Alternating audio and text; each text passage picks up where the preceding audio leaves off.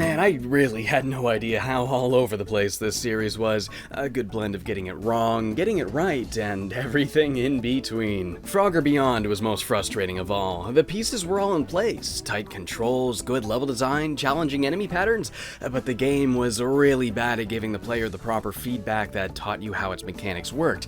And even worse, it was riddled with crippling difficulty spikes. Frogger has never been so close, yet so far from really nailing it. Shortly after, we'd see Frogger reeled back a bit, with a fresh new design and a slightly different direction to the tile-hopping gameplay. The next 3 games would all fall under this new umbrella. Though only one of them used the Frogger's Adventures name, like Temple of the Frog and the Lost Wand did, ditching it with the later 2 for some reason. I'm not too sure why, because they all still share the same canon, and it would have been a good way to differentiate these from the later, more arcade-like entries. This has got to be like the 4th or 5th time they've completely changed Frogger's design. Probably even more if you want to count the ones in the Game Boy Advance box arts, but yeah, it's only been 1 year since Frogger Beyond came out, and now they've already totally changed direction. Again. This design right here seems to be the one they settled on for a good while, the next 4 games all using it. It's pretty good. I like how they lean into 2D artwork for the cover art now. The poses and expressions are all really great, and the design overall, I'd say, is really appealing. They've definitely come a long way. I still can't believe this one even happened, and that they had the nerve to use that one when he was a guest character in other games. But that's behind us now. Frogger has shown so much promise so far, but it still has yet to really nail it for me. At least on console anyway. I did really love the Lost One in Game Boy Advance, but next to the menu we have Frogger's Adventures The Rescue. I'm just at least hoping this one can maybe kind of achieve what Frogger Beyond did, except without the frustration. And maybe add some new mechanics too. That's been something I've also been wanting to see for a while. Playing the GameCube version again, it's also on PS2, but this is the version I ended up with, so this is the version I'm going to be playing. Well, that's certainly a title screen. I don't know what's with the characters and the sides. I don't even know who any of these guys are.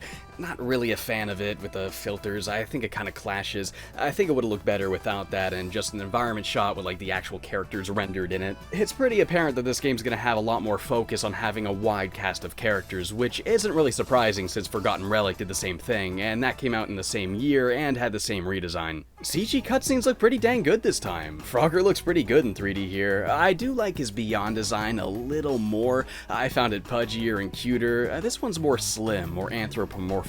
I kind of like the more frog-like direction, but this is still really good, despite my preference. Frogger's sleeping in one day when this explorer frog comes in with a souvenir from his previous adventure. Don't tell me you've been taking it easy the whole time I've been gone. Wait, that's Lumpy? That doesn't really look anything like Lumpy. I get that they're redesigning all of the characters, but I don't know, Lumpy just kind of looks like an adult Frogger now. He doesn't even really look like a toad anymore. The voice actors are all the same from Beyond, which I was really happy to hear, because Beyond was the first game that I felt the voices were all really fitting of the characters. Really?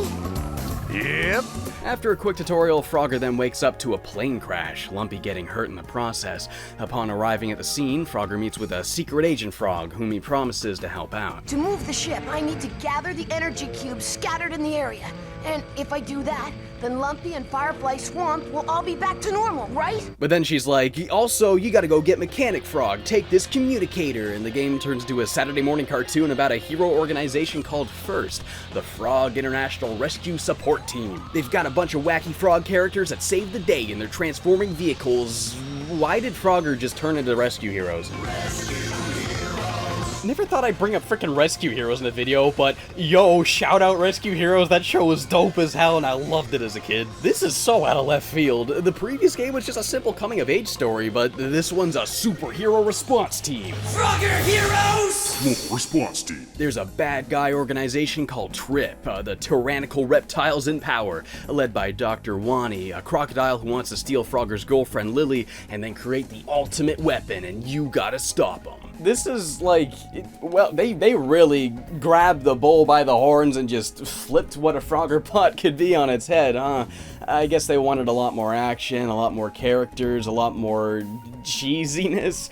It's super aimed at kids. It really just amounts to good guys versus bad guys. You know, like your hitting your action figures together or something. It's just Rescue Heroes, except you're saving people from bad guys instead of natural disasters. Each level follows Frogger trying to rescue another member of FIRST, Mechanic Frog, Dr. Frog, Army Frog, etc. And there's a whole cast of action cool guys, with the end goal being to stop the villain and save Frogger's girlfriend Lily, preventing him from making the super big duper weapon and blowing up the world. I don't know. It's a cheesy schlock fest for kids. It kinda owns, actually. It's nothing I'm too crazy about as an adult, but if I were a kid still, I would be way into this. I was a huge Rescue Heroes fan, after all. Interesting seeing them bring Lily back. We haven't seen her since Swampy's Revenge. Her design here is leaps and bounds better than it was before, though, and the idea of the villain being a crocodile again is also something I rather like. Okay, here we are, finally in the game, and as expected, it's tile hopping, but the controls don't really feel as tight as they were in Frogger Beyond.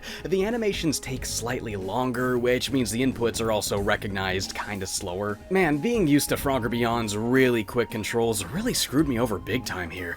My muscle memory was hitting that D-pad faster than the game could keep up, and sometimes I would fall off the edge because of it. This is a slower Frogger, and I'm not really huge on that. I don't like that I have to move Frogger slower than I want to. That one-to-one feel is weakened because sometimes 6 taps of the D-pad only gave me 5 hops, if that makes sense. It is a pretty slight difference, so much so that you're not really going to notice that much of a difference when just watching gameplay here, but I do promise it does really impact how responsive the controls feel. And slower Frogger means slower and less challenging enemy patterns. Some of these are a joke, dude. Like, you can just zip right through them effortlessly. I guess I did run into the occasional challenging and very interesting pattern, but they weren't nearly as plentiful as they were in the other games. The super hop is still there, but this time it kind of jumps forward instead of up and over, so you can't jump over enemies with it anymore, which I feel strips away a layer of what made the previous game so challenging. That's one less thing you can do to navigate enemy patterns now. Though at least we are back to how it worked prior to Frogger Beyond, like instead of magnetizing to the platform directly in front of you,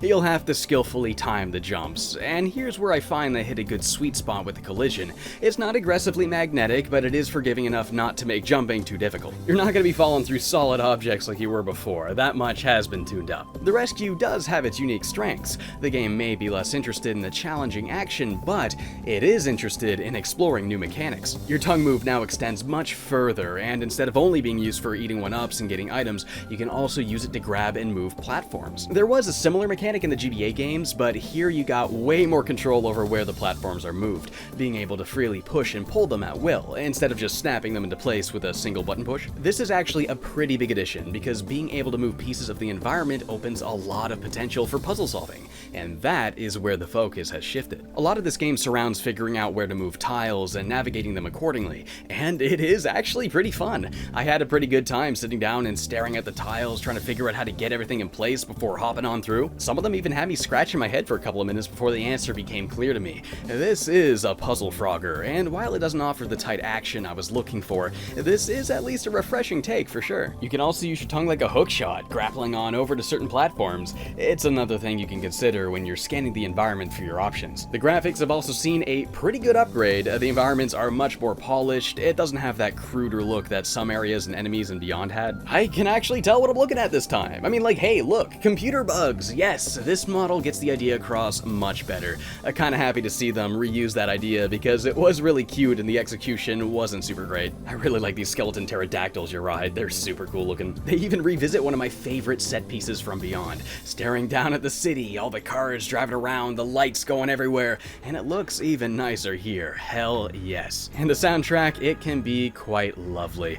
This part right here gave me some serious DK Country vibes.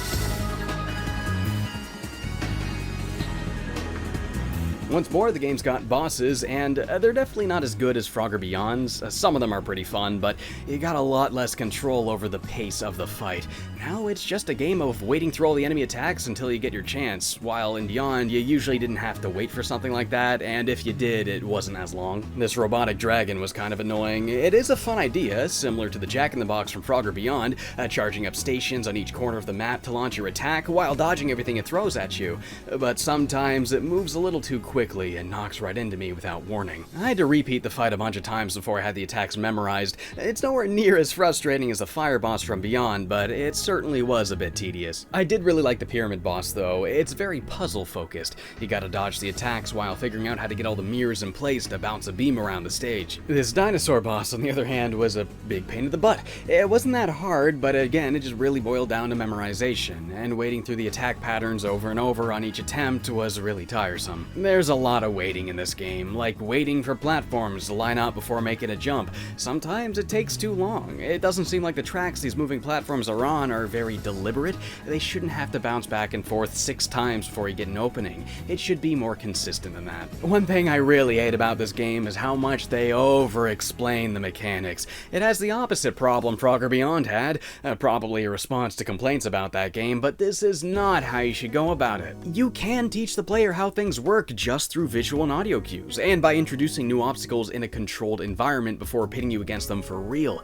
But instead, the rescue just sits you down and goes, "Okay, dum-dum, here's exactly how to beat the boss. Okay, now go do it." Use your tongue to fit the gears into the proper holes. I could have figured that out myself, thanks. Dodge the projectiles that come at you and fit them into the holes with the matching colors. Do the obvious to-do thing. Okay, got it. You should check out that switch. Yeah, no, duh, I'm gonna look at the switch. Okay, Frogger, listen up. You listen up. Stop talking. This is not a good way to get things across. It just comes off as belittling, like the game thinks I'm an idiot or something, and it wastes a lot of my time making me listen to instructions that I really didn't need. And it's sort of infuriating because the game does have the proper cues you need to telegraph everything. That problem from Frogger Beyond was solved, but they took it a step too far. It's as if they didn't really understand what the core of the problem really was and took the incorrect measures to fix it. The final boss is really freaking cool though. It's this giant mech frog that fires out all these little dudes that copy your movements, the red ones with inverted moves.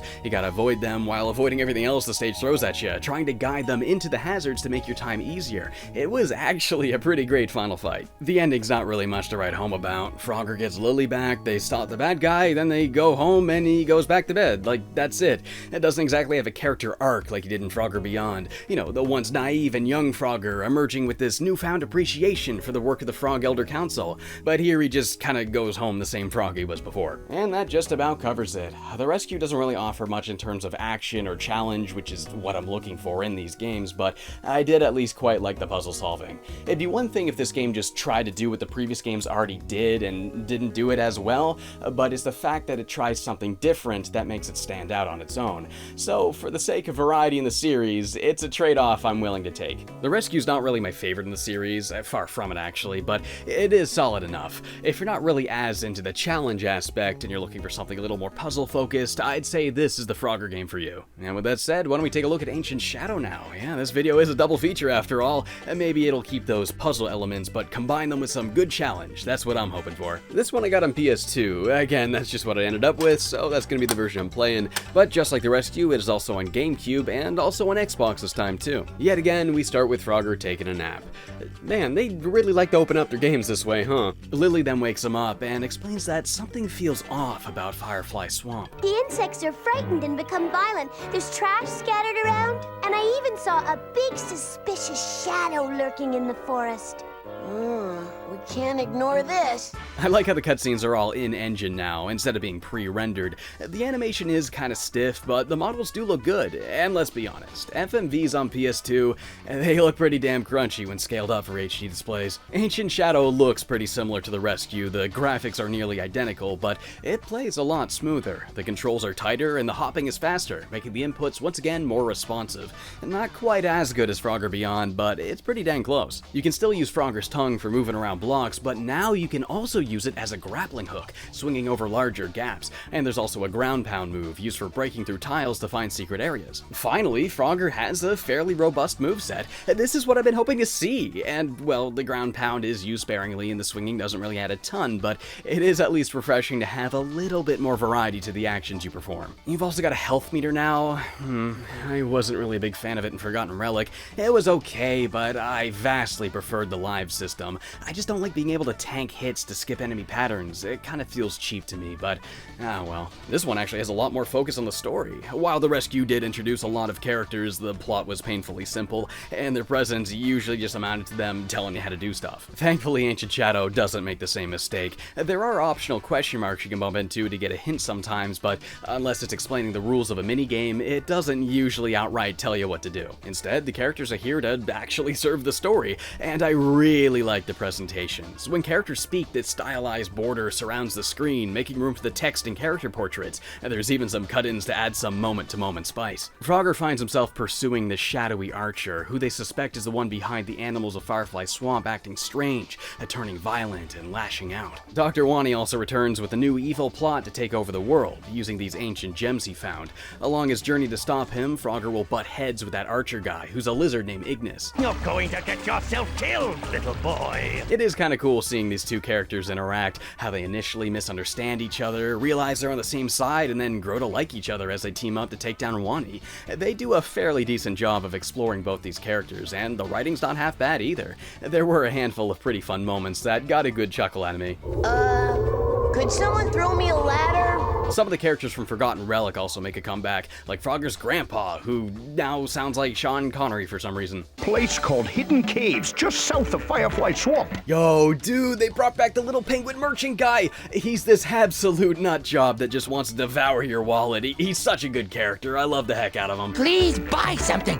In fact, buy everything! Using his weird penguin vending machine thing, you can use the coins you've collected to purchase souvenirs for Frogger's room, health upgrades, and funny costumes. I never thought I'd see Frogger rocking an afro, but here we are. I ended up playing most of the game with this funny penguin hat. This is such a good addition. If there's any one thing that'll actually make me care about unlocking stuff, it's costumes, dude. I just can't get enough of that. Frogger Ancient Shadow has a lot going for it. There's a lot more unlockable content than usual, better direction with the story, nicer graphics, a wider moveset, and controls that are once again tight. All of the ingredients for a great modern Frogger game are here. So why? Why do I not really like this game? Well, this one tries really hard to strike a good balance between puzzle and action. Beyond and the Rescue each leaned into one of these directions, but Ancient Shadow tries to give you the best of both worlds. However, it is pretty clunky with the execution. The puzzles are often long-winded and clunkily put together. Sometimes it's fine, like arranging platforms in a way that allows you to progress, but the game also has these annoying blockade puzzles that have you clearing a cluttered grid. I found them a lot more irritating than I did entertaining. A lot of puzzles also put a bunch of enemies flying around you, which are a pain in the ass to dodge when you're just trying to get stuff in place and focus on what you're supposed to do. Like, just leave me alone. This isn't challenging, this is annoying. The enemy patterns are probably the least interesting in the whole series, man. Like, it really didn't take long for them all to feel exactly the same. While in previous games I felt like I was weaving back and forth between an army of enemies, and now I just feel like, yeah, I'm doing the same thing again, just wait for it to move. You know, if that makes sense, it's all just a waiting game this time, instead of something that challenges the player to inject themselves into a situation they have to actively navigate. Sometimes these guys just randomly turn around in the middle of the path, which is such a pain. If it weren't for that health meter, I'd be getting launched back to the checkpoint more often than ever before. These spikes, they're like nearly impossible to get by without taking at least a couple of hits. Sometimes they even hit you twice for like no reason. Why? The timing doesn't line up at all either. There is zero deliberacy to it. They just kind of go at their own pace, and you have to wait ages for them just to happen to line up. Same goes for the platforms. They straight up don't match. They whoosh by each other like a dozen times before you get a window. This is ridiculous. The previous games had this sometimes, yeah, the Rescue did a lot too, but never this bad. I waste enough of my time waiting for buses IRL. I didn't need to waste more of my time waiting for platforms in a Frogger game. God, this health bar makes the game so unbalanced. When you run out of health, you gotta restart the entire level over, which doesn't sound like a bad thing. I mean, it's like lives. You run out of those and you get the same thing, right? It's kind of like a substitute. Instead of getting warped back to the checkpoint, you just kind of take a hit and keep going, right? Well, part of the problem is that the game has no idea when it's appropriate to give you health back. If a level decides to get stingy with the health pickups, that means you really can't afford to take much damage at all throughout the entire thing. And with how picky the timing is, that that can really test your patience. I'm gonna be honest here, it really seems like they just could not make good patterns. They could not make level design that properly challenges the player, and they couldn't get by them consistently without getting hit, so instead of improving the level design, they went, screw it, throw in a health bar. That'll fix it. Well, guess what? It doesn't fix it. In prior games, if I was running low on lives, I was fine as long as I went for the butterflies to restock. But here, it depends on whether or not the level just decided to give me health back before the part that's really hard, or at the part that's really easy and I really did not need more health. The amount of times I found myself with only a single health left and I was carefully trotting through the level as if I'm made of glass because a game was stingy with health and the obstacles were too obtuse to really get by them comfortably, I hate it. You can also easily lose health on the bonus levels too, which completely decimated my incentive to explore them to try and find more costumes and knickknacks. Am I gonna risk having to redo this entire stage a 6th time just so I can do a bonus level? No, forget that. Way too many obstacles in this game are just a pain in the ass. I mean, look how freaking fast these platforms move. Is this even remotely fair? This is absolutely ridiculous. It's not too hard once you figure out the timing, but figuring out the timing kind of requires throwing yourself into a volcano 30 times. And every handful of times, you gotta restart the whole level and spend so much time getting all the way back here. And then once I finally get it, oh, the next platform, I gotta wait way too long for them even to line up. It's just one thing after another. This game really loves to waste your time. I mean, take this level for instance. If you fall off here, you gotta redo the entire previous room over again. You have to resolve all the puzzles and everything. Why? Why make me redo all of this as punishment? It's not more challenging to make me repeat a level, it's more annoying. Like, I didn't even die. Like any other part of the game, when you fall off, it would just take 1 health away and give me back to the checkpoint. But not here. The game does have some good ideas. I like these objects you gotta lick up and bring to a switch to weigh it down. Each different type removes one of Frogger's moves. Maybe you can't rotate in place while holding this one, or this one makes it so you can't super hop. Sometimes this is pretty cool. It makes you think a little bit outside the box, figuring out where to place it down, where to pick it up, how to get it over there. But other times it's just really irritating. If an enemy makes contact with it when it's dropped, it just vanishes, and then you gotta go all the way back to get a new one. Backtracking is something this game makes you do. I don't really think it makes sense in a Frogger kind of game, you know? The mansion level was really bad for it. Why do I have to navigate these same patterns over and over again just to make my way through this place? This temple level, it was really promising. It has lots of puzzles and stuff, but it just ended up being a bother to get through.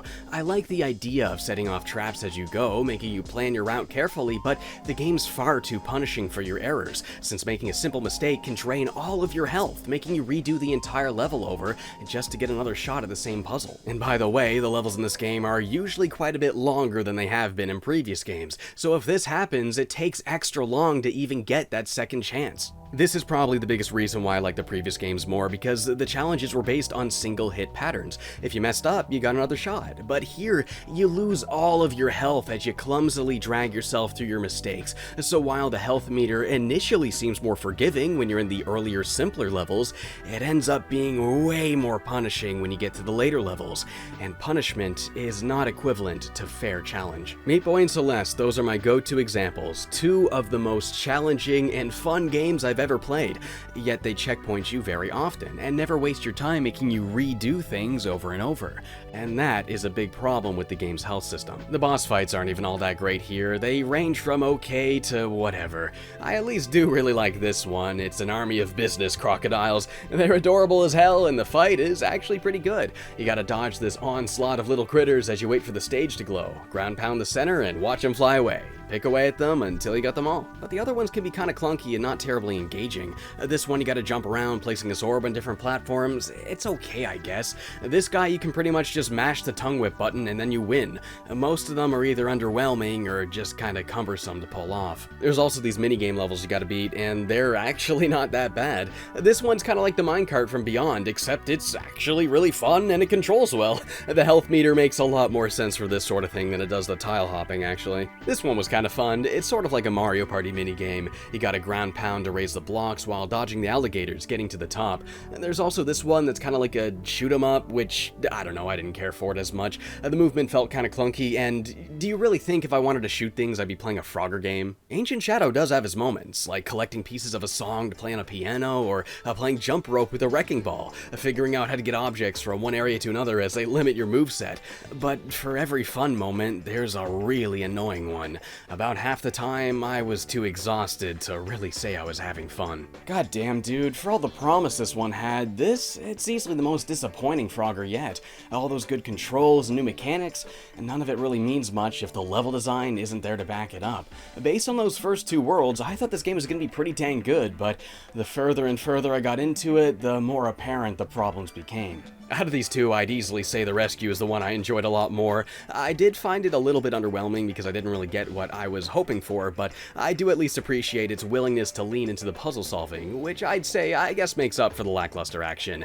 Ancient Shadow, on the other hand, just tries to do too much and it falls apart way too often. It's not as frustrating or crushingly difficult as some of the other entries, but it's a hell of a lot more annoying than anything in the series this far. If you ask me, honestly, I still prefer Frogger Beyond. I mean, like, this game has major issues, but the core design here is much closer to what I'm looking for in a Frogger game. And aside from those two difficulty spikes, it certainly respected my time a lot more. These two games do push the series forward, and I do applaud them for expanding on what it means to be a Frogger game.